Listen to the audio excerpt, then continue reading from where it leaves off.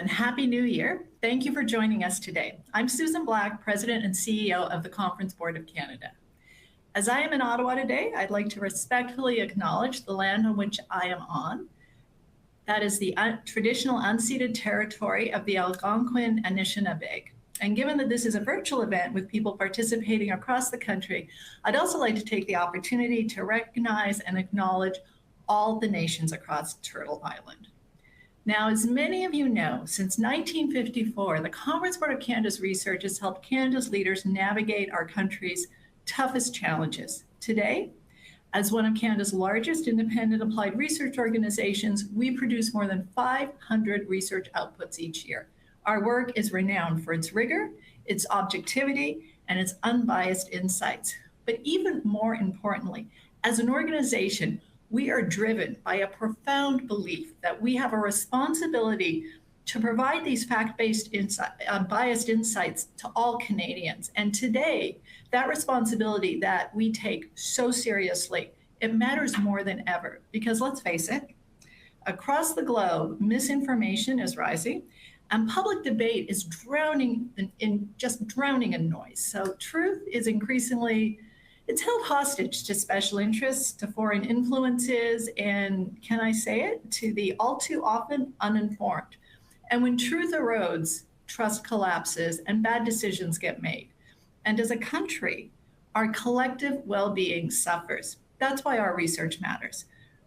We are a place where evidence leads, where facts are protected, where insights are independent and they are free from external influence. Our research integrity, it is our cornerstone. It has earned us the trust of Canada's leaders across regions, across sectors, and across political lines. Now, like the world around us, we have evolved. But as our impact has grown, our name has not kept pace, which is why today we are proud to announce a new name, one that reflects who we are, the work we do, and the independence that defines us. Let's take a look.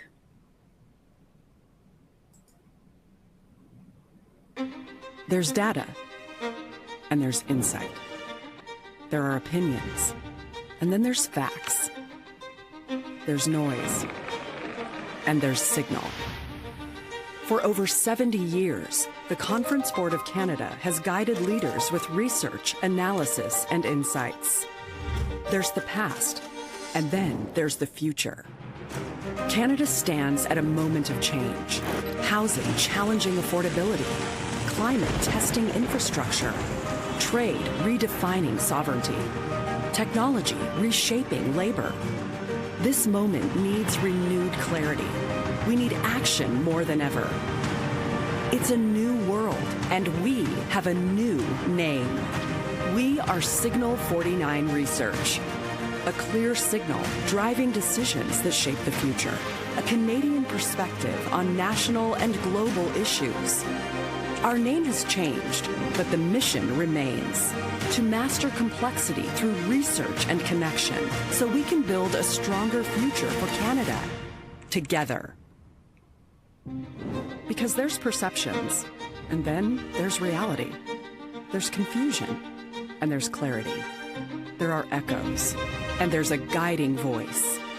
Signal 49 Research, where knowledge inspires action.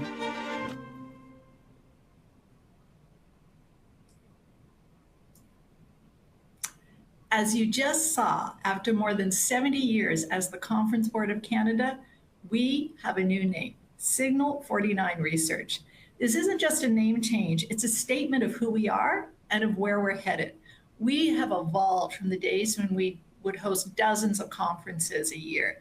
Today, we are an economic and social research powerhouse. We're a convener of Canadian leaders, a driver of evidence-based ideas, and a leader in research innovation.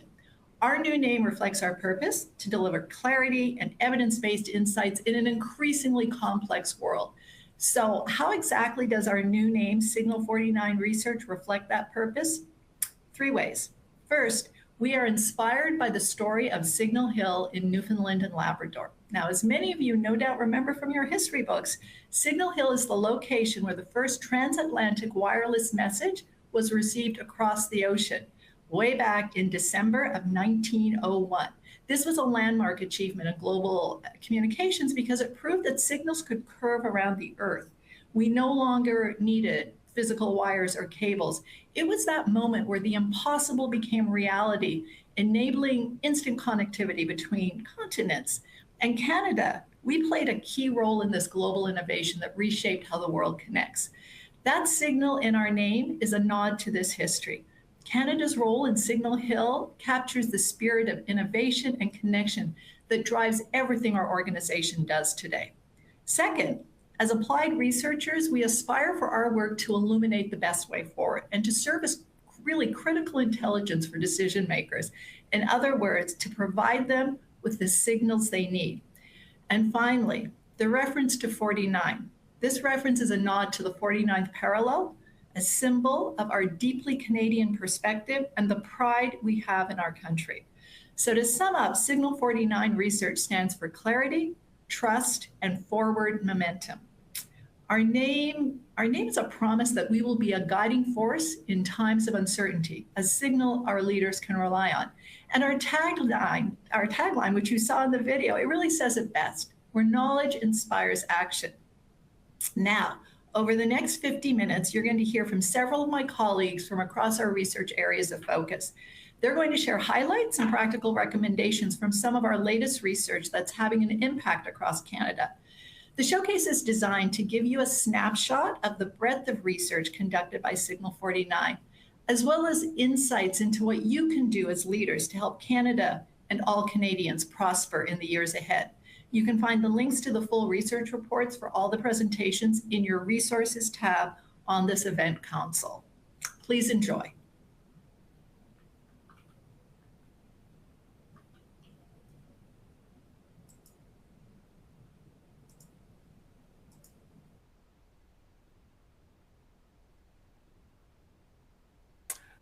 Hello, bonjour, Kwekwe. I'm Tony Bonin, Executive Director of Economic Research at Signal 49. Generative AI has exploded on the scene in recent years, creating a mix of excitement, but also fear about what AI and other automation technologies mean for our jobs, career prospects, and the future of work. We don't yet have the full picture of how these new technologies will impact the economy, but we do know that the focus on AI alone is far too narrow. Well, the changes it will bring will be widespread. AI combined with other automation technologies such as robotics, autonomous vehicles, virtual and augmented reality will change how we work, collaborate, and grow together in ways that we are just beginning to see. But we need that understanding. We need that foresight so that we can start planning and investing wisely today for a rapidly changing world. So how do we even go about measuring these impacts? Well, we've developed a comprehensive framework linking together three key concepts: task level exposure to automation, potential productivity gains were these technologies implemented, and the expected adoption rate by businesses. You can think about these three concepts as basically the feasibility, potential benefits, and real world barriers facing technology adoption. That's the complete picture. That gets us beyond the initial question of whether a technology can do a human task to the real question of will the machine be made to do the task in the years to come, and of course what that means for our jobs and livelihood.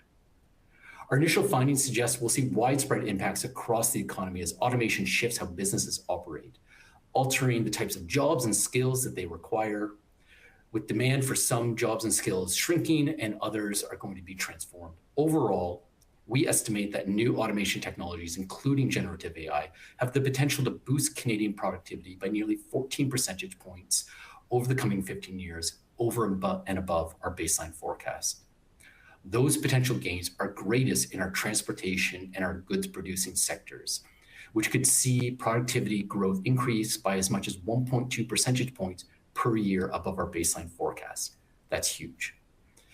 This is particularly encouraging because it is these sectors that have seen the most sluggish growth or even declines in productivity in recent years. So in other words, there's good reason for optimism. Clearly, not everyone will be impacted equally. For example, analytical and manual jobs show the highest likelihood of change, while those roles relying on social and emotional skills with lower exposure to technology are likely to grow in importance in the years to come.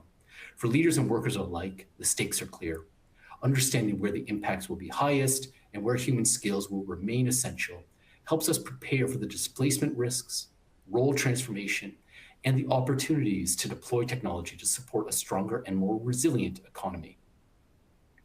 Our work on this topic is the first of its kind, but we need to advance it further by incorporating even more real-world insights onto the barriers and risks that businesses foresee in adopting these technologies, and secondly, by applying our analysis to a variety of sectors across the economy. Ultimately, we will need to collaborate with those in the education and training space to build pathways for young people, students, and workers alike to adapt to the new technological and economic landscape. To that end, our next step is to develop a holistic macroeconomic forecast of these changes, where we'll be estimating how exposure to and the productivity gains from these emerging automation technologies will affect the investment, growth, and employment trends over the next 15 years. This will generate short and long-term labor market projections driven by those real-world perspectives from leaders on how technology adoption is unfolding across key sectors. Imagine a Canada where automation, productivity potential, and on-the-ground adoption insights come together so that decisions about technology, work design, and skills training are evidence-based and tailored to the specific regional needs and opportunities. Look, there's a lot of noise out there around AI, and we're working to cut through that static and identify those true signals of change. Thank you. Merci. Miigwech.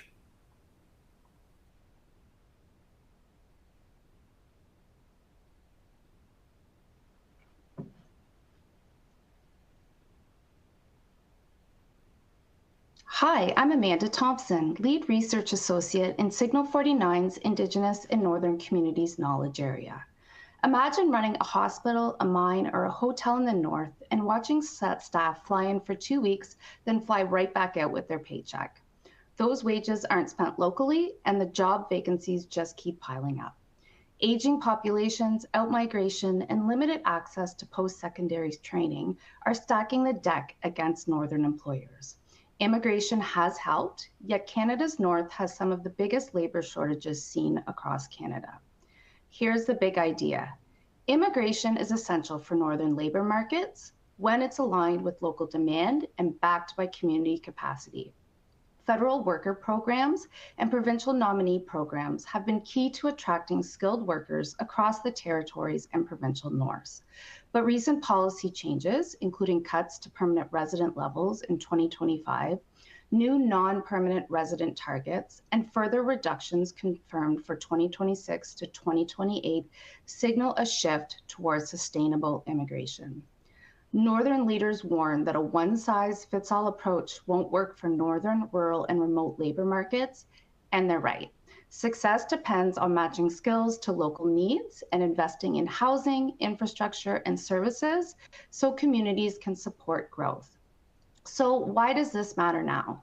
For one, demographics. Except for Nunavut, most regions in the north face declining birth rates, aging populations, and working age cohorts that are shrinking even faster than the rest of Canada. This intensifies labor demand and reliance on labor from outside the region. In addition, the retention of immigrants in most northern regions is below the Canadian average, and the retention of immigrants has been declining across the north over the last 10 to 15 years. Planned reductions to provincial nominee programs risk worsening retention because nominees are required to settle in the province or territory that sponsored them. The availability and affordability of housing are also real barriers for immigration in Canada's north. In most regions across the north, non-permanent residents are more likely to live in crowded housing than residents. And if more non-permanent residents transition to permanent status, consistent with new policy changes, housing pressures must be addressed. Finally, newcomers to the north are filling roles in healthcare, education, natural and applied sciences, and business, often requiring post-secondary education. Yet recognition of foreign credentials lags in Canada's north, and overqualification is common, particularly in the fields of engineering, education, and math, computer, and information sciences. So what can we do? Recruit to the demand, align attraction with the occupation and training levels each region actually needs. National and regional labor market data and robust forecasting models already exist across most of Canada's north. Jurisdictions can use them to plan hiring, training, and partnerships that match the real demand. But investments are also needed to keep labor market data and forecasting models current and consistently available. Another thing that can be done is strengthening community-driven immigration programs. Newcomers to Canada tend to cluster in hub communities, while many northern, rural, and remote communities struggle to attract skilled workers. Community-driven immigration programs targeting northern, rural, and remote communities can spread growth across Canada more evenly. Finally, we can invest in retention of newcomers to the north by developing partnerships to accelerate housing solutions and working with regulators to recognize foreign-earned credentials and experience so newcomers can work to their full potential. We can have sustainable immigration in the north, a northern economy where employers don't rely on fly-in, fly-out labor to fill gaps, where newcomers are welcomed into communities with the housing, infrastructure, and services they need, where their skills are recognized, and where immigration policy is calibrated to local realities rather than national averages. That's sustainable immigration, balancing economic needs with community capacity and turning persistent job vacancies into lasting prosperity across Canada's north. Thank you.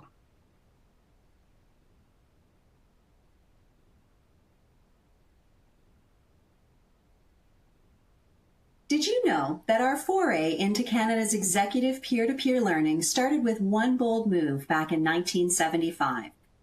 That's when we established the Council of Human Resource Executives, strengthening collaboration and learning among HR leaders nationwide and laying the foundation for the leadership councils that we're known for today.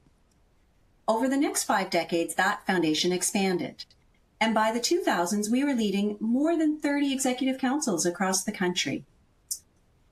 And as our focus began to sharpen, we concentrated on the areas that were most connected to our research and in greatest demand.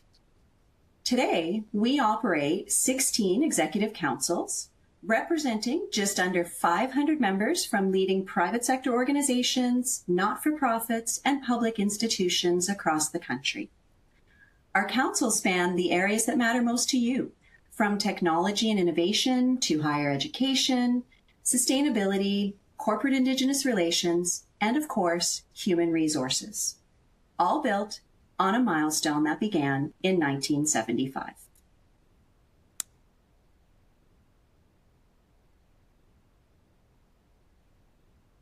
Hi, I'm Babatunde Olatiju, Director of Signal 49 Sustainability Knowledge Area.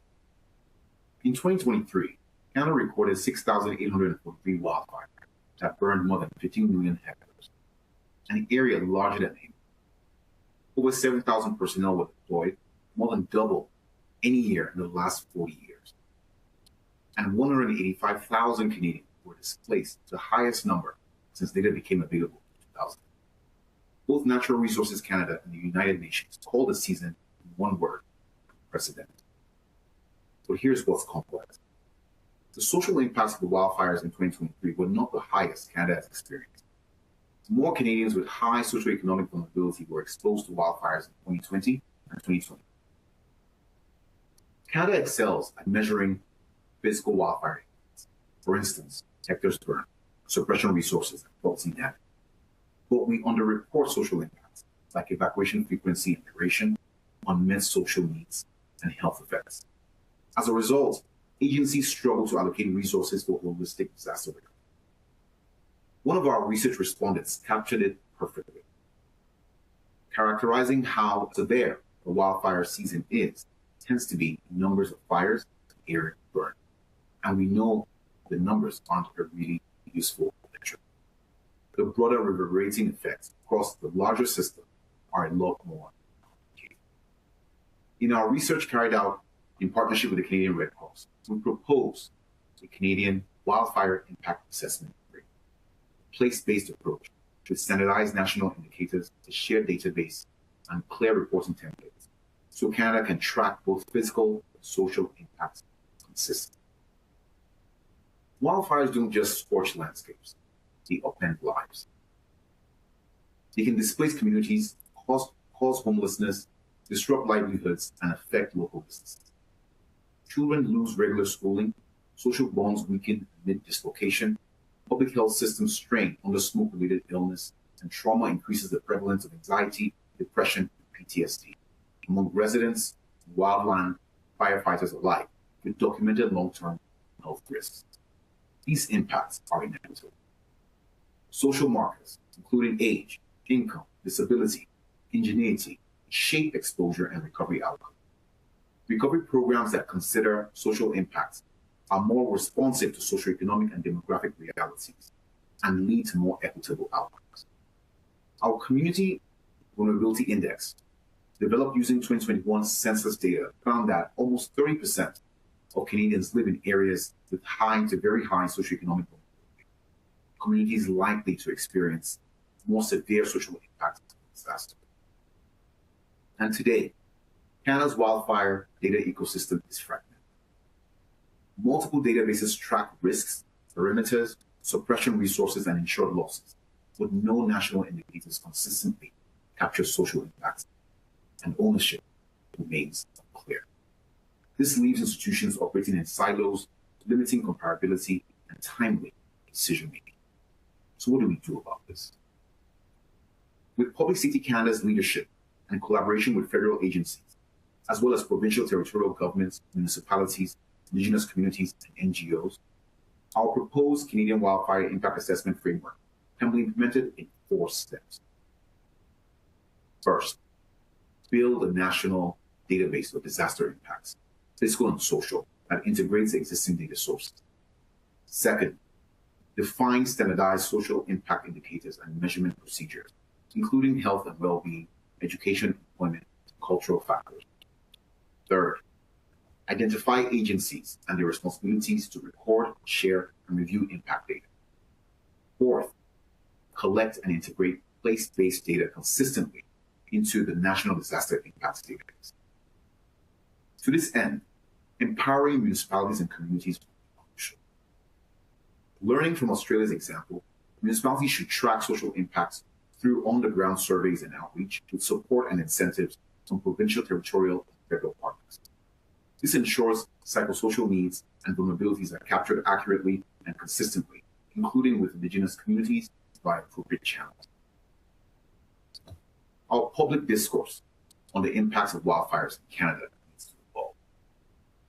Imagine a Canada where every wildfire season is assessed not only by hectares burned, but by how families, schools, businesses, and cultural life are affected, and how quickly they recover. With standardized indicators, clear ownership, and place-based reporting that flows from communities, provinces, and into a national database, recovery becomes more targeted, more equitable, more importantly, more resilient. By integrating Canada's capacity to report large-scale physical impacts with consistent place-based social impact reporting, communities are more likely to see better recovery, season after season, across regions, and for those most vulnerable. That's the Canada we can build if we choose to measure what truly matters. Thank you.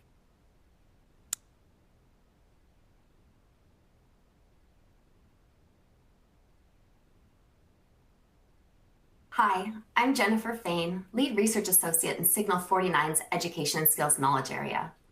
Across Canada, neurodivergent workers, those who are autistic or have ADHD or learning differences, are broadly underrepresented in the labor market, leaving their valuable skills underutilized. Across our neurodiversity research, we hear many versions of the same story. Neurodivergent workers told us they could do their work brilliantly, but the workplace demanded one rigid way of working. Unclear expectations, unhelpful feedback, and the valuing in-office presence over outcomes and quality of work. Experiences that made traditional workplaces inaccessible, even when the work was a strong skills fit. As Canada grapples with critical skill shortages, redesigning work so neurodivergent talent can thrive isn't just an inclusion issue. It's a missed advantage we simply can't afford. And while Canada does not comprehensively track rates of neurodivergence, one thing is clear: it's becoming more visible. Not because neurodivergence is new, but because recognition is catching up. Awareness is growing, Screening is improving, stigma is slowly decreasing. So this isn't new and it isn't going away, which means our pathways into workforce participation have to catch up too. So yes, it's time to rethink how workplaces are designed. But we should also ask what's possible when neurodivergent talent designs work for themselves and what role their self-employment could play in Canada's workforce. We heard from 75 neurodivergent Canadians engaged in self-employment and 70 stakeholders to understand how self-employment can work for neurodivergent Canadians and where it doesn't yet. What did we hear? Neurodivergent entrepreneurs work across diverse sectors: professional services, creative industries, education, mental health, and skilled trades, demonstrating their broad entrepreneurial and professional capacities. For some, self-employment was a deliberate choice to harness these strengths. Yet for others, it became a necessity after exclusion in conventional workplaces. Here's what's getting in the way of their success. Publicly funded support and employment programs prioritize traditional jobs, rarely presenting self-employment as a viable pathway. Limiting beliefs and stigma have resulted in little guidance, with one-size-fits-all employment support models leaving neurodivergent workers without the training and resources they need. And the financial risks are real. Irregular income, a lack of benefits and safety net, and social assistance clawbacks that disincentivize their efforts. If we leave these barriers in place, we underutilize a diverse and skilled talent pool precisely when Canada needs it most. Because the question isn't whether neurodivergent workers can succeed. They already are succeeding. The real question is, what kind of workforce are we building if people have to leave it unsupported to thrive? Building a neuro-inclusive workforce and entrepreneurial ecosystem requires coordinated action across government, education, advocacy networks, and the business community. And if we're serious about moving from intention to impact, these are the 3 principles to build from. Number 1, design systems that work with neurodivergent people, not against them. That includes tailored training programs and business supports, so success doesn't require overcoming the system. The second is that peer networks are essential infrastructure. We heard the call for mentorship and community-led networks rooted in lived experience, where real-world guidance, partnership, and connections are accessible and inclusive. And the last is that we need to make systems easier to navigate and easier to stay in. This is an opportunity to create centralized resource hubs, training for service providers, and aligning benefits and financing to improve access and experience. If Canada wants more talent and more innovation, we simply cannot afford systems that only work for some. So the path forward is clear. Design for strengths, build community, make pathways sustainable. Because here's the truth. When we design a world of work to be neuro-inclusive, we don't just support neurodivergent workers, we build a world of work that works better for everyone. Thank you.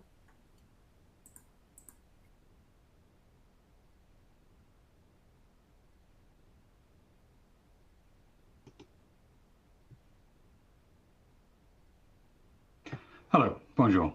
I'm Eddie Nason, Director of Signal 49's Health Knowledge Area. Migraine is more than a headache. It's a debilitating neurological condition and one of the world's leading causes of disability. It affects around 5 million Canadians, including me. In fact, its prevalence is estimated at 10 to 20%, and that's higher than diabetes or asthma. But migraine remains underdiagnosed and undertreated, with fragmented care that harms individuals and society. We pay for this in pain, lost moments, and lost productivity. One recent estimate puts the annual productivity cost in Canada at near $15 billion. Canadian workplaces feel it. Presenteeism, absenteeism, where migraine is the 3rd highest cause, and stigma that can push people out of the workforce. Health systems feel it too, with the overuse of emergency departments, inappropriate opioid prescribing, poor access to primary care and to neurology, and weak continuity across care settings. Let's aim higher, with a person-centred, pan-Canadian model of care, focused on what matters most: relief, functionality, and calm. Our model has three interacting components.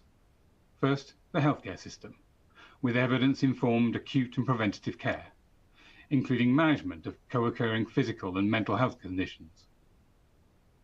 Second, through self-management and advocacy, where people are supported to navigate their care, manage their triggers and their treatments, and set goals that reflect their life needs.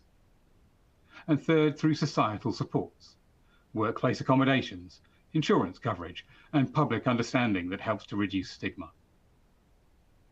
All of this model rests on a strong foundation, one of education, a learning health system, and team-based care. And this isn't theory, this is practical. So for policymakers, providers, insurers, and employers, there are 6 steps that can accelerate implementation of this kind of model.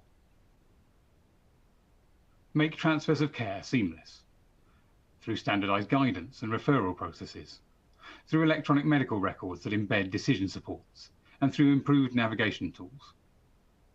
Align your funding models by removing those administrative barriers that block team-based care supporting patients.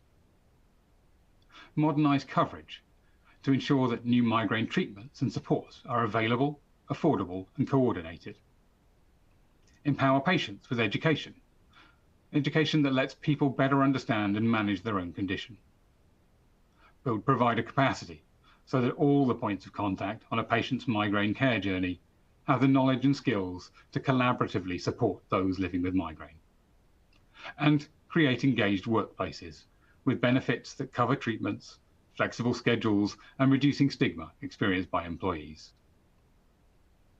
Picture a Canada where migraine care works seamlessly. Where robust primary care meets most needs, specialty support is timely and transitions are smooth. Where employers provide flexibility and benefits, and where people living with migraine have the tools to manage their condition confidently. That's the promise of a person-centered model. Less pain and disruption, more stability and participation, and better outcomes for people, society, and the economy. We can build it, and we're already seeing interest and uptake across provinces. Moving on this now allows millions of Canadians to feel the difference in their everyday lives. Thank you. Merci.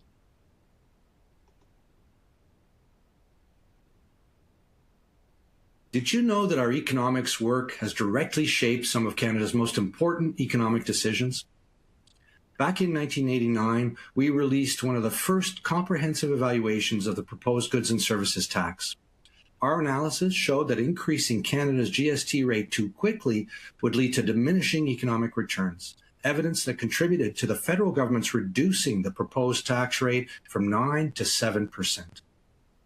And our impact didn't stop there. Between 2005 and 2007, our economics team built some of the most robust long-term fiscal forecasting models in the country, tools that helped governments plan for future health and education spending. These models supported key federal decisions, including raising the Canada Health Transfer by 6% a year and establishing a 3% annual escalator for the Canada Social Transfer. From tax policy to long-term fiscal planning, our work has helped shape Canada's economic landscape.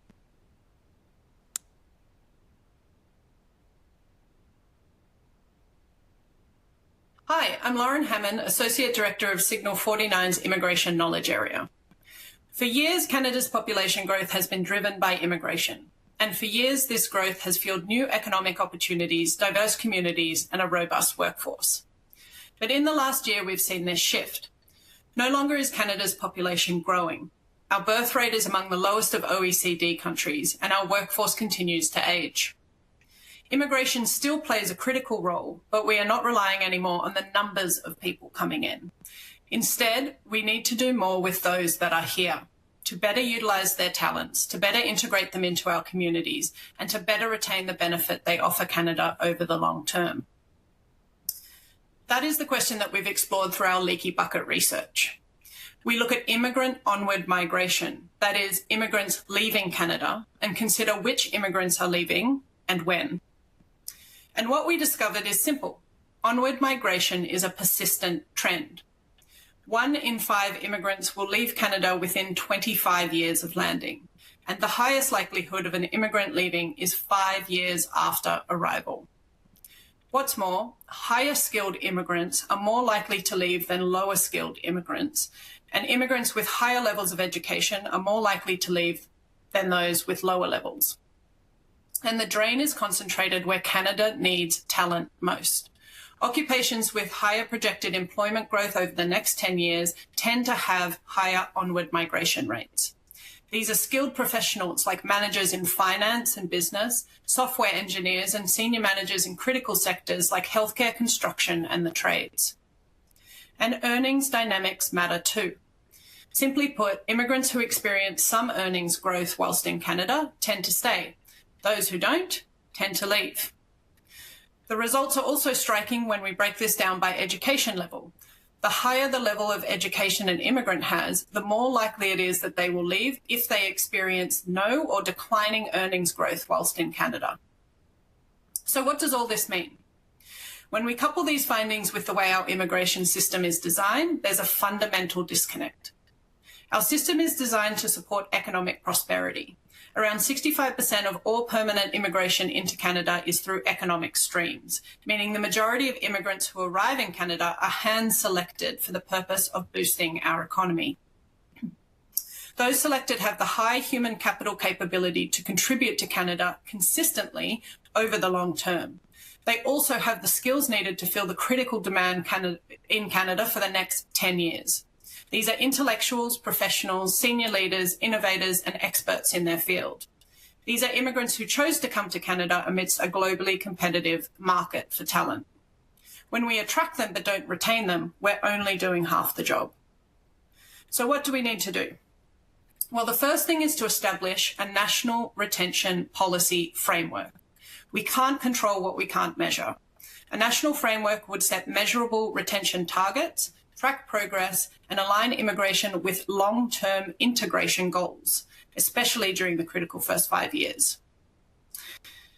The second thing we need to do is target support for highly skilled, highly educated immigrants. There is one theory that these individuals don't need as much support. They're more likely to speak the language, to find jobs quicker, to navigate the system more capably. But actually, our findings show that this isn't the whole picture. If it were, then we wouldn't see the higher rates of onward migration among these groups, particularly in the first 5 years. What is needed are different types of support, better access to bridging programs, more help breaking down credential barriers, and availability of personalised settlement plans. The same can be said for those who plan careers in critical sectors. The needs are different, and the support should be targeted to the need. Finally, we need to leverage employers in this picture. Employers are on the front lines of developing, training, and retaining talent in Canada. Employers can strengthen retention by creating welcoming workplaces and providing in-house support, such as mentorship and career development programs. These initiatives are especially effective in smaller communities where retention of talent is critical. So if there's one thing that I want you to take away from this presentation, it's that we need to pay attention to retention. Through this research, we're shifting the conversation from a focus on who's coming to Canada to who's already landed in Canada. We have some of the best talent in the world, and to be able to harness it effectively, we need to notice it, nurture it, and do what we can to keep it. Thank you.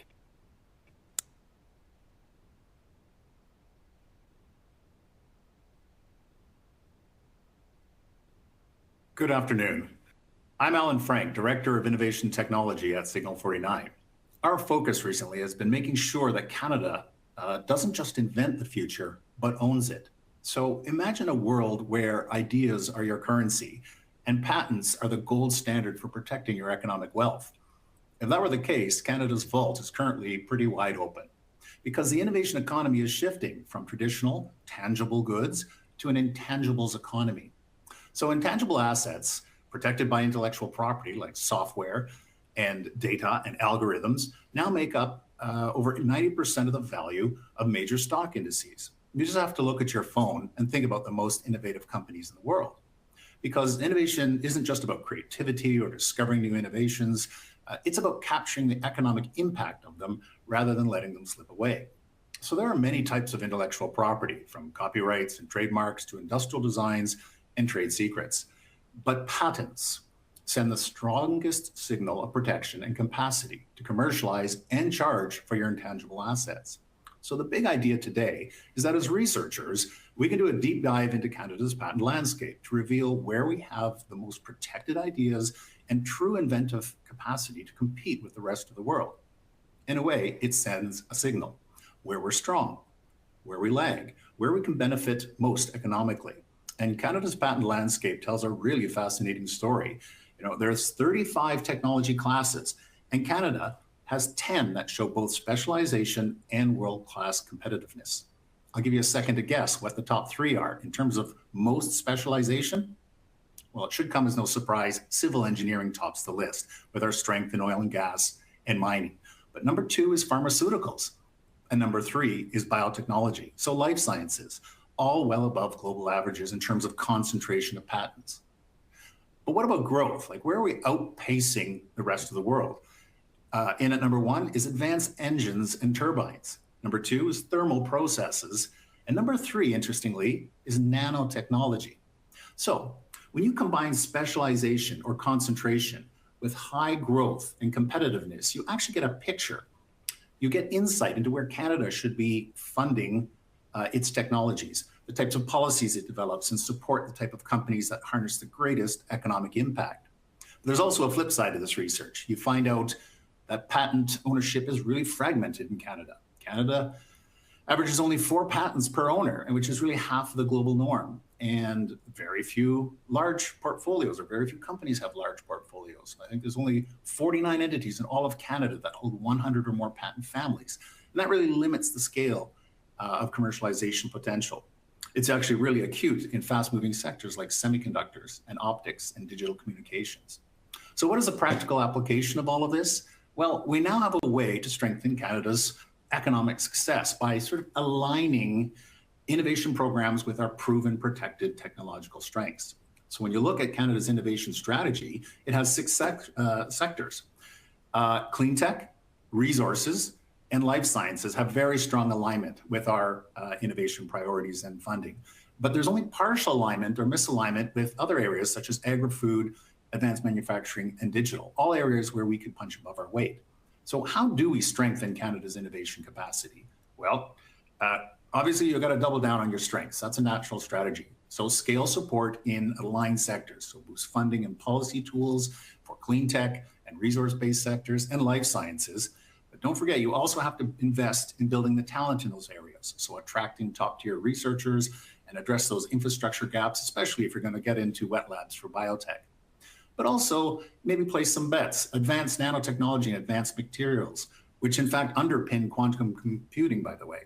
So build on that really strong patent growth through research partnerships, maybe some commercialization support, but also don't forget to diagnose where we need support. So go beyond patents, include algorithms, data, industrial designs for areas like agriculture and digital and advanced manufacturing.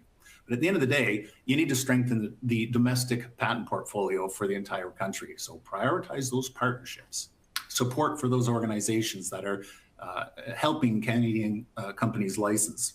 So in closing, what do we learn today? We have the ideas. Canada has the ideas. We've developed some of the greatest inventions in history, from penicillin to aerospace and from AI to quantum computing. We have the talent, one of the most educated populations in the world. But what we need now is the ability to turn our inventive strengths into economic prosperity. Because, in the intangibles economy, Canada should not just be the source of ideas. We should be able to compete on them and extract the economic impact of our innovation for the benefit of all Canadians. Thank you.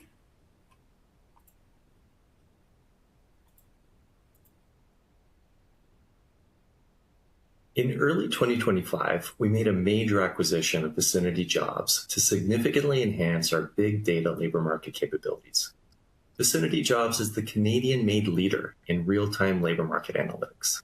This acquisition brought Vicinity's entire team and capabilities in-house and has added AI-powered analytics to our research portfolio. So what does this mean?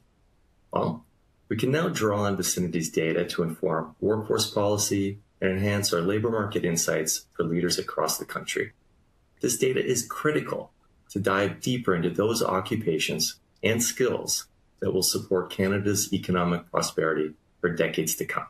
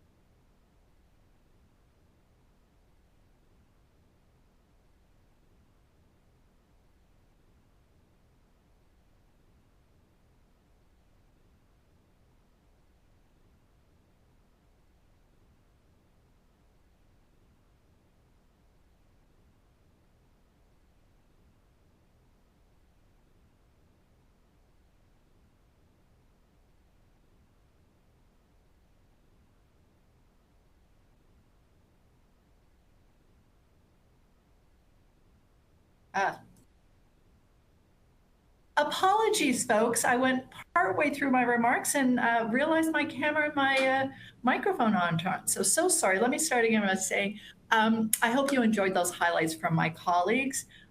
They are just a few of the research studies that we have underway right now. At Signal 49 Research, we are really excited about continuing to provide